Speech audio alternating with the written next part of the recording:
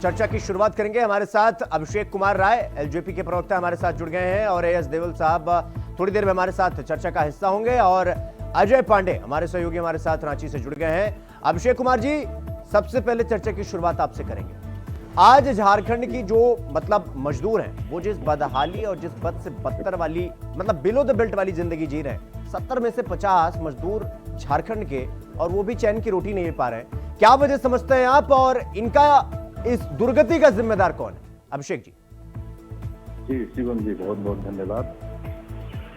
देखिए शिवम जी, एक चीज बताना चाह रहे हैं, किसी भी राज्य का वहाँ पे जो मजदूर होते हैं वो पहचान होते हैं, और यहाँ जो मजदूर है उनकी स्थिति ये बयां करती है कि यहाँ के जो राज्य की जो सरकार है उसकी नियत और नियति क्या है, किस तरीके से ये केवल इनको एक केवल वोट बैंक का जरिया केवल समझते हैं, इसके अलावा कुछ नहीं। केवल यहाँ के जो भी वर्कर्स हैं वो केवल वोट बैंक के लिए है, इसके अलावा झारखंड की सरकार कुछ भी करने में नाकामयाब है, कुछ भी नहीं कर रही है मजदूरों के लिए। आप देखिए जिस तरीके से इतने दूर दिन से हमारे जो मजदूर हैं वो बाहर जा करके और सरकार की जो नियति है वो दिखा रही है कि क्या उनका अप्रोच है उनके प्रति।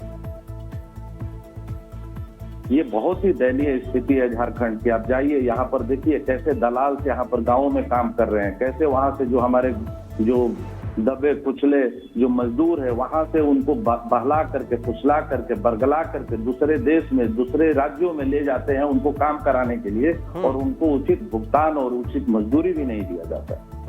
तो इससे समझ में आता है कि हमारी जो सरकार है उसका किस तरीके से क्या रवैया रहा है हमारे जो यहाँ के मजदूर हैं उनके प्रति। जी शिवम जी। ठीक है विजय जी, मैं आपके पास अभिषेक जी आऊंगा। एएस देवल साहब हमारे साथ चर्चा का हिस्सा बन चुके हैं। एएस देवल साहब, मैं आपके पास आ रहा हूं।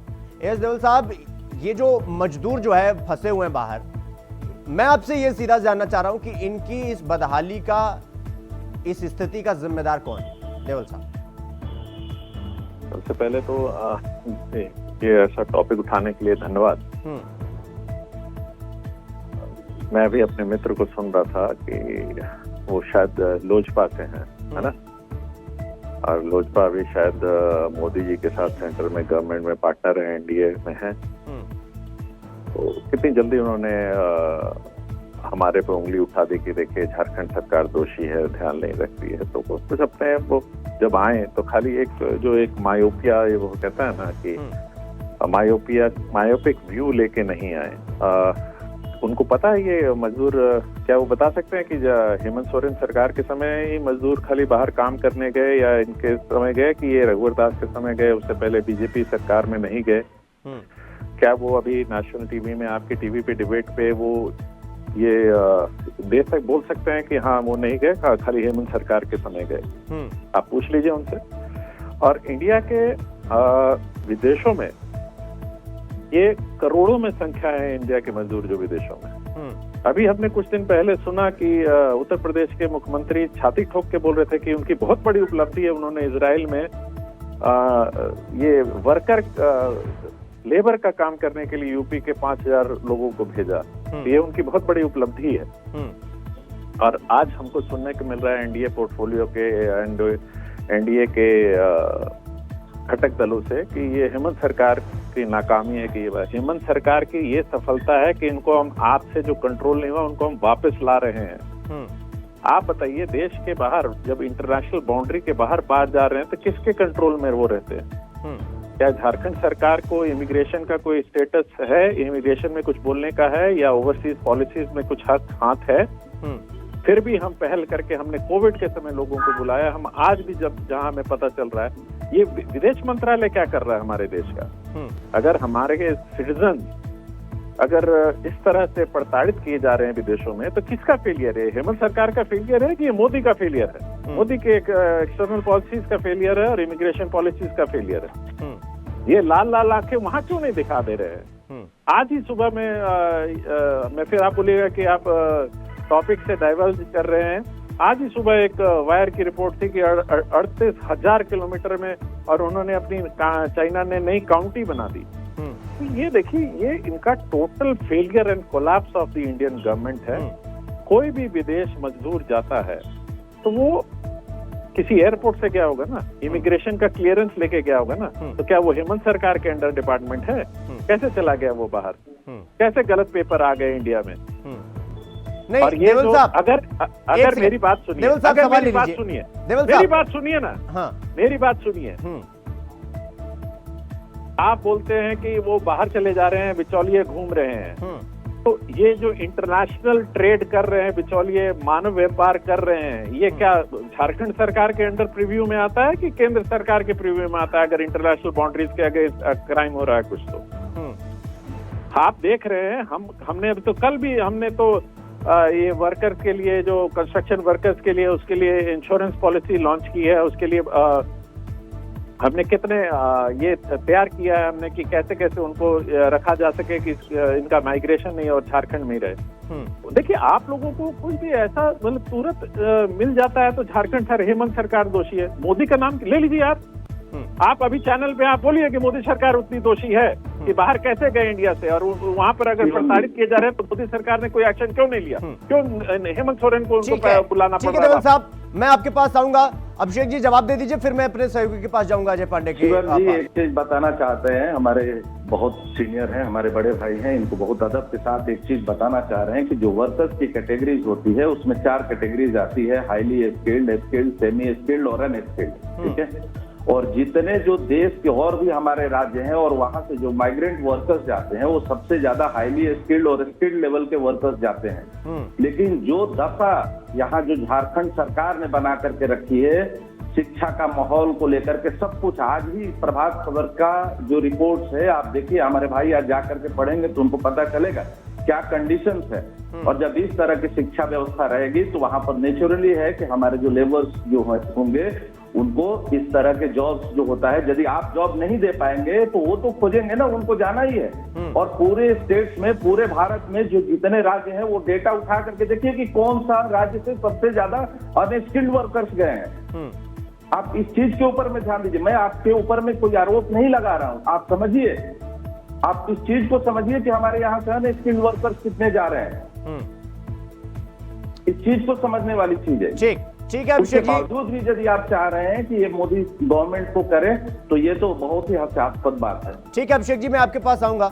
एवज देओल साहब, मैं आपके पास अभी आ रहा हूं। हमारे सहयोगी हैं अजय, हमारे साथ जुड़े हुए हैं। अजय, जिस तरीके से आंकड़ों को हम देख रहे हैं कि भाई अगर 70 मजदूर जा रहे हैं तो उसमें से 50 झारखंड के हैं। एक तो इस बेरोजगारी की स्थिति, मतलब ये जो स्थिति आई है इसका कारण क्या है? दूसरा ये कि देओल साहब कह रहे हैं कि ये सब क्या राज्य सरकार की जिम्मेदारी है क्या? भाई वो जा रहे होंगे तो एयरपोर्ट से जा रहे होंगे, क्या इसमें राज्य सरकार के साथ साथ केंद्र सरकार की भी उतनी जिम्मेदारी बनती है, या वाकई में ये बिचौलिए और ये मिली भगत से जो ये अधिकारी काम कर रहे हैं इन पर चाबुक लगाने की जरूरत है?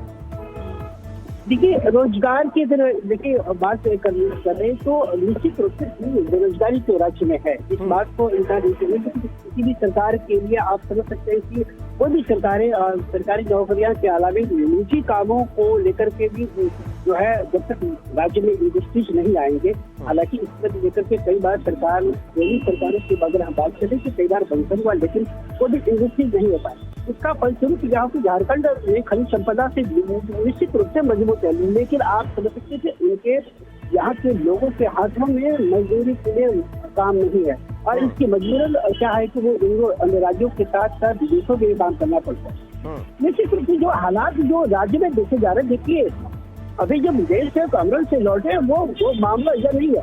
राज्य में कई ऐसे मामले हुए कि मजदूर दूसरे राज्यों से विदेशों में फंस रहे। देखिए, हालांकि देखिए हेमंत सरकार ने इस सबसे बड़ी संजीदा वाली बात की कि जब वो कोरोना का समय था तो राज्य सरकार में उन्होंने फ्लाइट के लॉबी सबसे पहला ये बड़ी घटना हुई है, और जितनी बार भी विदेश में फंसे हैं वो उन लोगों को एक ट्वीट पर राज्य सरकार ने उन्हें स्वदेश बुलाया।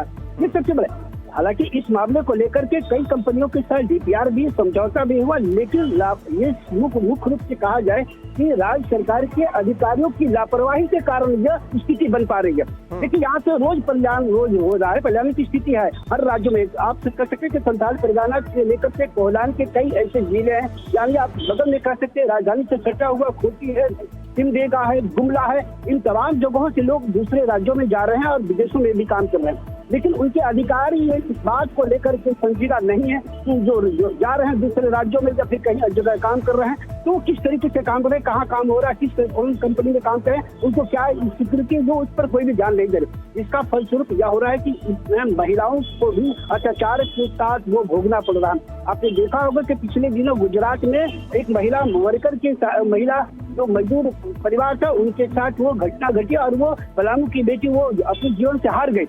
यही कहानी घटना संथाल के साहिबगंज का भी हालात रहा।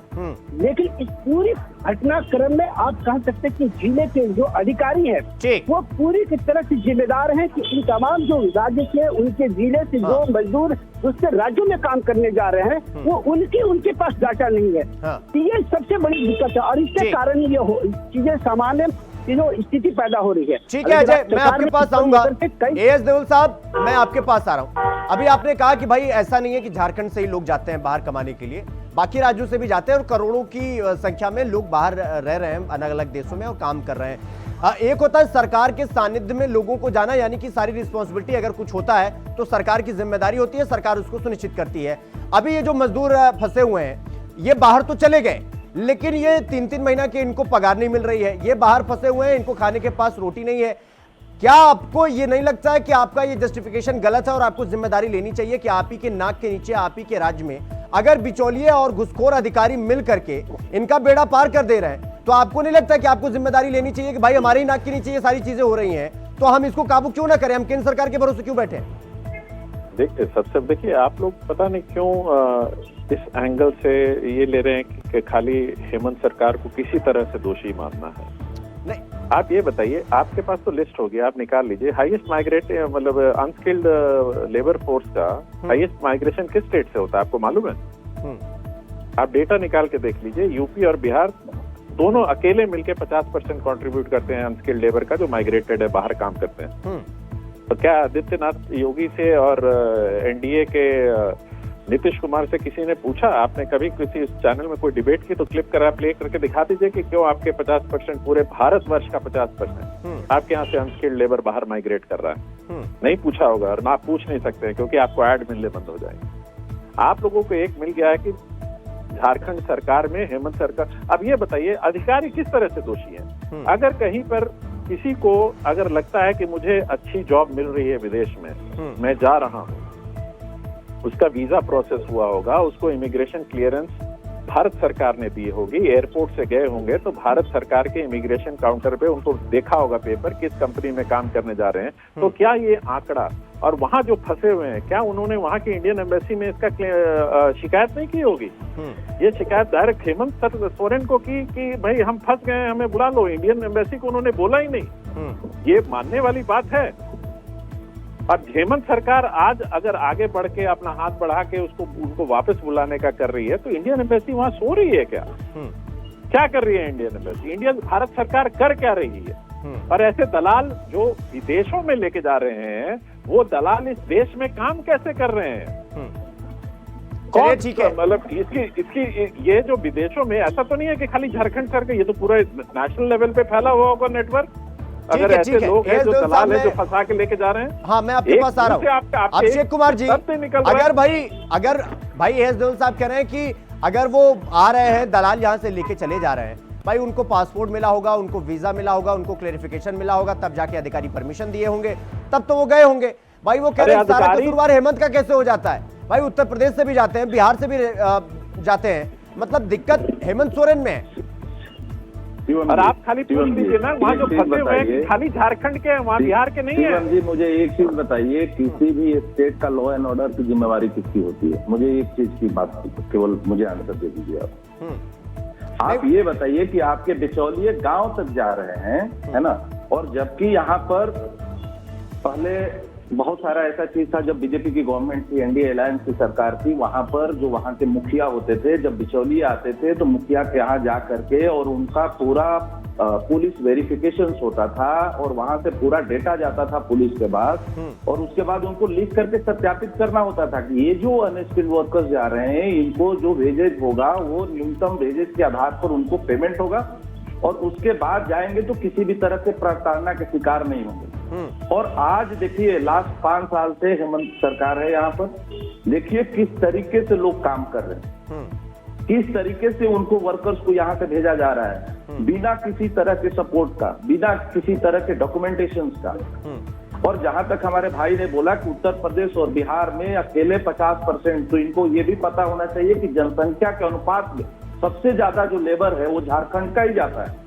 बिहार और उत्तर प्रदेश की जनसंख्या देख ले और झारखंड की जनसंख्या देख ले और रेशियो निकाल लें और फिर देखें और बात करें कि सबसे ज्यादा कहां से जाते हैं वर्कर्स, तब इनको पता चलेगा एग्जैक्ट रेशियो की यहाँ पर क्या है। ठीक, एएस देओल साहब कुछ कहना चाह रहे हैं जल्दी से। एएस देओल साहब, फिर मैं अजय बहुत जाऊंगा। इजी है। देखिए, ये रेशियो पे आ गए, इसका मतलब इन्होंने मान लिया कि हाँ उत्तर प्रदेश और बिहार में भी ये प्रॉब्लम है, बट वहाँ बोल नहीं सकते, मजबूर है, क्योंकि ना मीडिया दिखाने को तैयार है कि मोदी सरकार के और उनके बीजेपी के रूल में ऐसा हो सकता है। आदित्यनाथ योगी बारे में तो ये सोच भी नहीं सकते बोलने के लिए। अरे आप बोले ठीक है, मेरे यहाँ से 5 जा रहे हैं, आपके यहाँ से 2 ही जा रहे हैं, क्यों जा रहे हैं? और आप जो बात कर रहे हैं, तो क्या खाली वहाँ झारखंड के मजदूर फंसे हुए हैं? उन्होंने इंडियन एम्बेसी में शिकायत की थी, तो इंडियन एम्बेसी ने कोई कदम क्यों नहीं उठाया अभी तक? कि बात डायरेक्ट वो फोन करके यहाँ बता रहे हैं, तो आपको क्या लगता है कि उन्होंने इंडियन एम्बेसी पे वहाँ पर खबर नहीं की होगी जिस देश में है वो? वहाँ के राजदूत क्या कर रहे हैं, वहाँ के अधिकारी क्या कर रहे हैं? ये आप प्लीज इनसे पूछ लीजिए कि वहाँ के इंडियन एम्बेसी का क्या रोल होना चाहिए था और इंडियन एम्बेसी क्या कर रही है। ठीक है देओल साहब, ये इंडियन एम्बेसी जो है उसी के वजह से ये सारा चीज हो रहा है। ऐसा नहीं है कि हेमंत सरकार ने डायरेक्ट जा करके वहां पर और वर्कर्स को उठा करके ला, इंडियन एम्बेसी अभी तक हो रही थी है जो इंडियन एम्बेसी को जिम्मा नहीं लेना चाहिए। इंडियन एम्बेसी क्यों नहीं लेना है, हेमंत सरकार दोषी है। देखिए, आप देखिए, हेमंत सरकार इजरायल में मरने के लिए 10,000 लोगों को आदित्य योगीनाथ ने भेज दिया, उसके लिए कुछ नहीं। वो क्या वहाँ डिग्री लेके गए हैं? आदित्य योगीनाथ जी ने भेजा है, तो उसके पीछे पूरा डॉक्यूमेंटेशन करके उनका पूरा पुलिस वेरिफिकेशन करा करके मिनिमम वेजेज और आपको किसने कह दिया कि ये जो गए हैं इनका पुलिस वेरिफिकेशन नहीं है? आपको किसने कह दिया? कोई डॉक्यूमेंटेशन नहीं है। किसने कहा? लोकल लेवल पर इवन आपको किसने कहा कि ये लोग जो गए हैं इनका डॉक्यूमेंटेशन नहीं हुआ है? आपको किसने कहा? बिना पुलिस वेरिफिकेशन के तो वो बंदा बाहर जा ही नहीं सकता। उनको तो पुलिस सर्टिफिकेट लगता है, जाने से पहले नौकरी बाहर करना है तो आपको इमिग्रेशन में वो सर्टिफिकेट क्लियरेंस देना होता है पुलिस का। तो क्या बातें करते हैं, बिना जानकारी के मत किया कीजिए भाई। आप नेशनल टीवी पे चैनल में डिबेट में बैठ रहे हैं तो ऐसी जानकारी मत दीजिए। कोई भी विदेश जाएगा तो जिस कंपनी में जा रहा है वो यहाँ के। देखिए देओल साहब, अभिषेक जी, समय का थोड़ा अभाव है, लेकिन सवाल यही है कि सरकारें अपना पल्ला झाड़ लेती है और फिर सारा दारोमदार आ जाता है मजदूर पर, उनके पास कोई ऑप्शन नहीं बचता है। फिलहाल चर्चा में समय का थोड़ा अभाव है। एएस देओल साहब, आपका बहुत बहुत धन्यवाद। अभिषेक जी, आपका भी बहुत बहुत धन्यवाद। और अजय, आपका भी बहुत बहुत धन्यवाद हमसे जुड़ने के लिए और तमाम जानकारी हमारे साथ साझा करने के लिए। तो सवाल यह है कि जब सरकारों पर सवाल उठता है तो सरकार एक दूसरी सरकार पर आरोप लगाकर यह कहती है कि उनके राज्य में भी तो ऐसा होता है, लेकिन यहां जो सेंटर ऑफ अट्रैक्शन हुआ है, यहां जो सेंटर में है वो मजदूर है और मजदूर मजबूर है। और सवाल, ये जो प्रश्नवाचक चिन्ह देख रहे हैं आप, ये अभी तक खड़ा है और ये खड़ा रहेगा कि आखिर कसूर किसका है। चर्चा में फिलहाल इतना ही। देश और दुनिया की तमाम खबरों को देखने के लिए देखते हैं